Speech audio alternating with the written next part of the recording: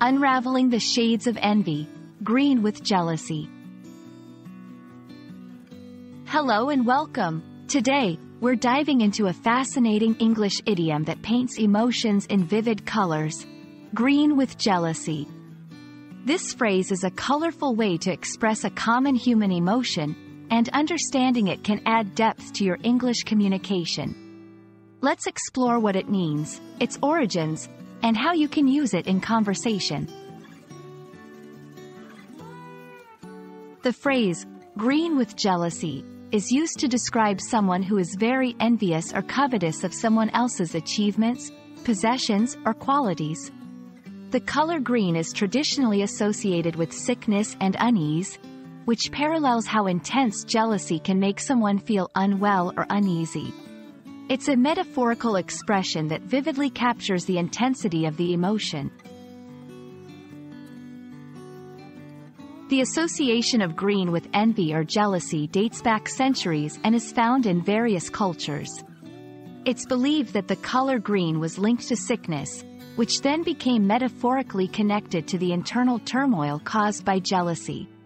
Shakespeare, known for shaping the English language, frequently used green to depict envy and jealousy in his works, further cementing this color-emotion connection in English literature and vernacular.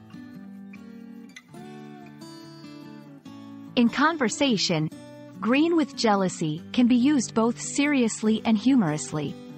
For example, when she saw her friend's new car, she was green with jealousy. He was green with jealousy over his coworker's promotion.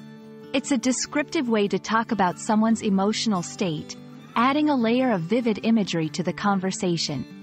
However, it's important to use it sensitively, as it highlights a negative emotion that might not always be received well.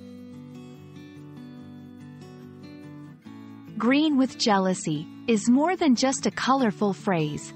It's a window into the complex emotions that make us human. By understanding and using idioms like this, you can enrich your English communication and connect more deeply with others.